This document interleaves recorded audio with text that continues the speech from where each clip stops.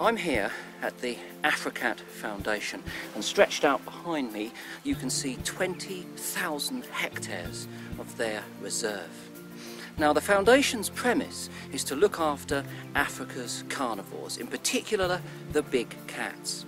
They rescue these animals and they rehabilitate them, but also within this area they're caring for wildcats as well. And we're talking about cheetahs and leopards in the main. These animals, as you know, are super special, but these days, even here, even in this landscape which looks so unspoiled, almost a perfect wilderness, they unfortunately have all sorts of threats.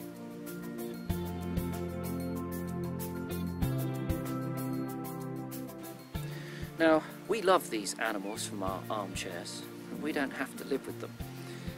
The local people here do, and very often, I'm afraid, that leads to perhaps understandable conflict. And these animals in many places, even in areas such as this, are suffering. They're being persecuted. All of these traps have been collected from nearby, some designed to kill game for meat, others to kill predators. And poaching for skins is still a real problem. And AfriCat wants to address this. So it's got its reserve here to look after the animals here, but it's more than that. It's about people understanding how to live with these animals outside the reserves. And they have a whole range of ideas, innovative ideas, to make this work. Over the last 20 years, AfriCat has rescued over 1,000 cheetahs and leopards, and 85% of them have been returned to the wild, a great achievement. But now the goal is to turn their 20,000 hectare nature reserve back into its natural state. AfriCat uses tourism to support conservation and has a firm commitment to education, both of its visitors and the local communities. Tristan, AfriCat and Okonjima, it's a massive operation, isn't it? It's a big concern. A big concern in the size and with what we deal with on a daily basis, whether it's the project, whether it's tourism, which is obviously our livelihood, where the funding all comes from. It is the park or the greater reserve area that we have, 22,000 hectares, about 200 square kilometers, whether it's bringing school groups and educational groups in from outside. It's the tourism side of things, from camping to voluntourism. So yes, it's a big concern, and it's you know, it employs a lot of people.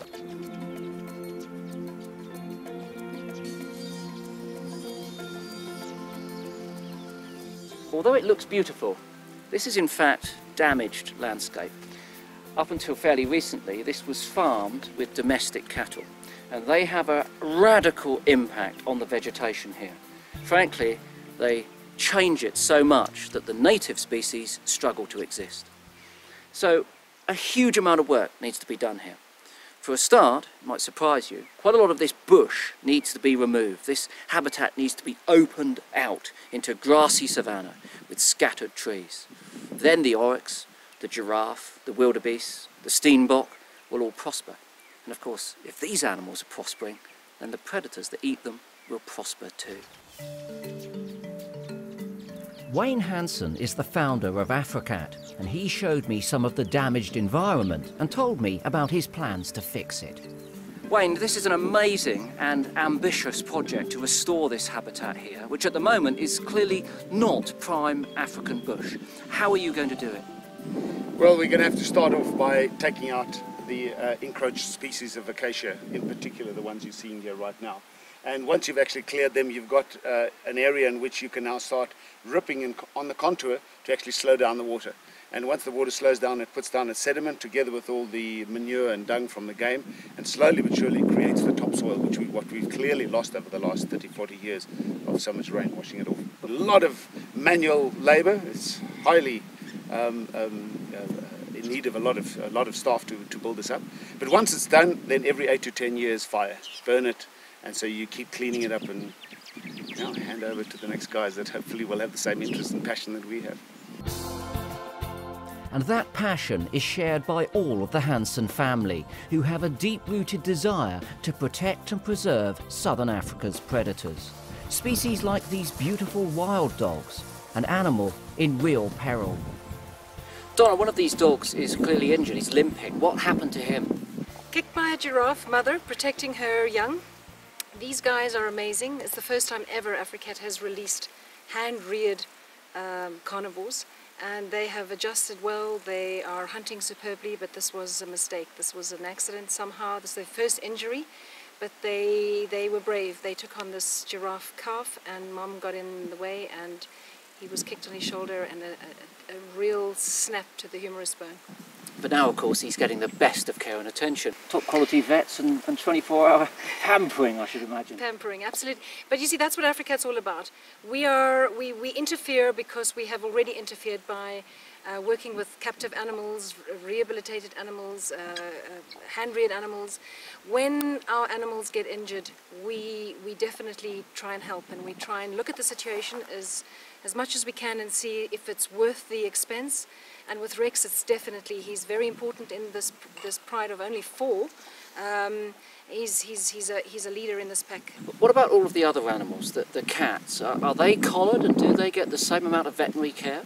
Absolutely. Obviously, when we release captive animals into our rehabilitation reserve, or this 200 square kilometer reserve, certain cats, maybe the weaker, that we didn't know because we looked after them all this time, are taken out by sometimes an oryx, a zebra kick, a leopard, a hyena. But we definitely monitor them, and when there's an injury, if we see the injury is of such an extent that they can maybe be rehabilitated again after they've healed, then we interfere and we get in there and we try and help as much as we can, because we're learning every day. The animals which are in captivity, those which can't go back to the wild, presumably they're very valuable in terms of education. Well, that's it. I mean, we have to understand that captive animals' welfare is not conservation. It's definitely a way to educate our youth, the children of the future, Namibia's next generation. When captive animals are used as ambassadors, where children can study them and fall in love with them, then it works. Conservation isn't just about protecting animals, it's very much about education. What's equally important is making sure that the local people learn about these animals too. AfriCat now has a custom-built facility where local people can come and learn about these animals. Learn how to live with them in harmony. Consequently, we can be assured that they have a future. And that means starting young. AfriCat has just built a fabulous new school for all of its employees' children. And conservation, looking after the environment and living with predators is firmly in the curriculum.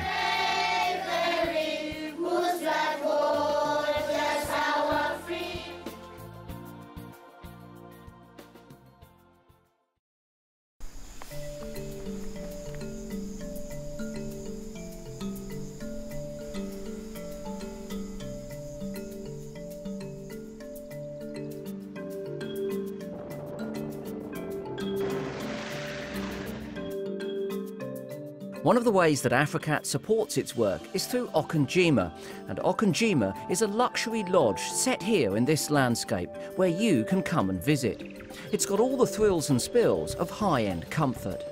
But more importantly, it's here, and you drive out into this landscape, and with the guide's skill and knowledge you learn all about how it works.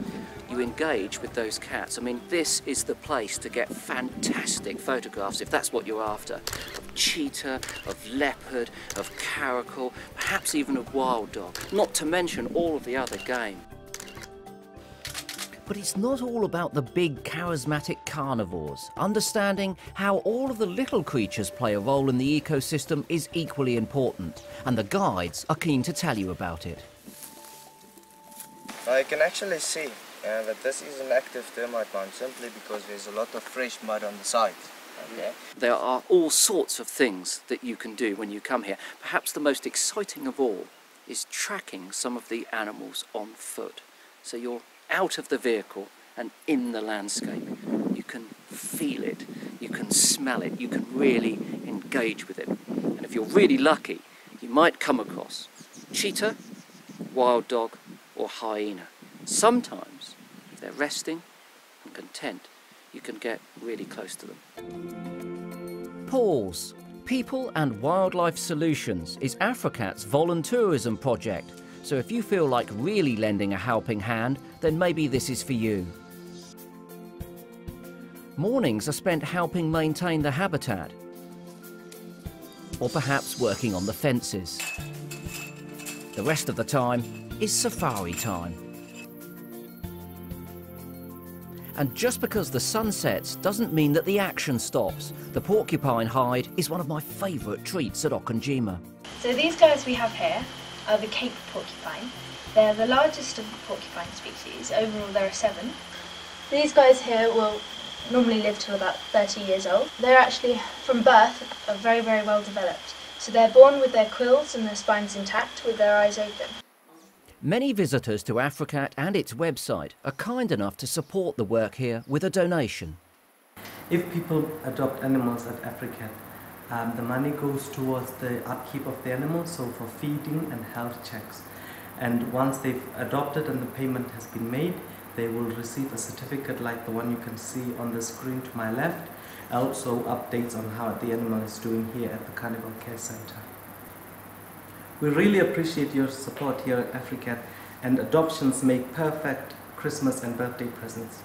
All of the funds that you contribute through your visit here go towards this conservation. Okonjima the Lodge supports AfriCat, the charitable foundation, and it's a great partnership.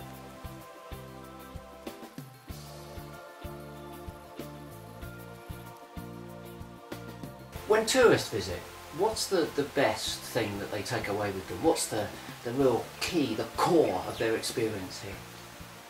I think it is being able to understand that, you know, the link between education and conservation is so important. And clients leaving here, feeling that they've contributed and had a bit of the luxury and, you know, the nice that goes with it, the good food and, you know, a good bottle of wine and all the luxuries, but yet being able to actually contribute to the greater conservation vision of AfriCat and Okonjima.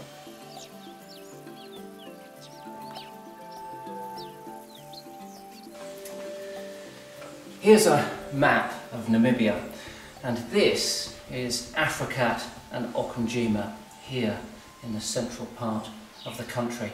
But as you can see, it's surrounded by commercial farms, mainly cattle.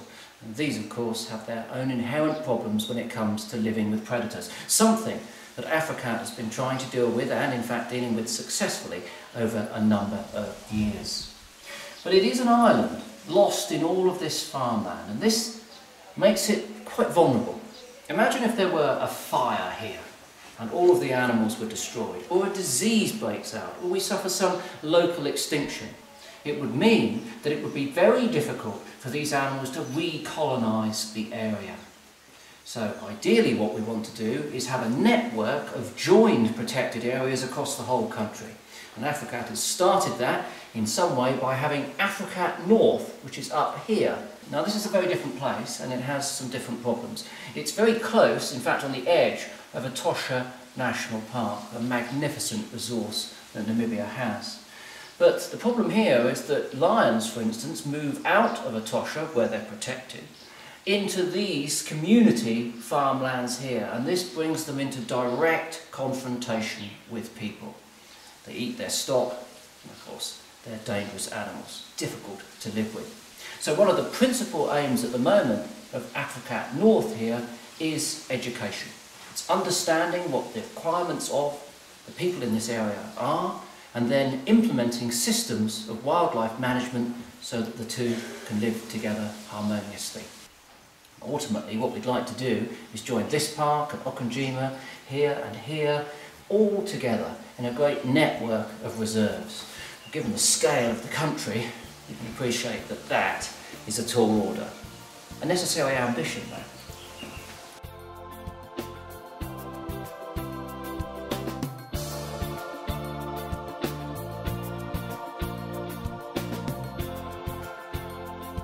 managing and maintaining a project like this is not easy.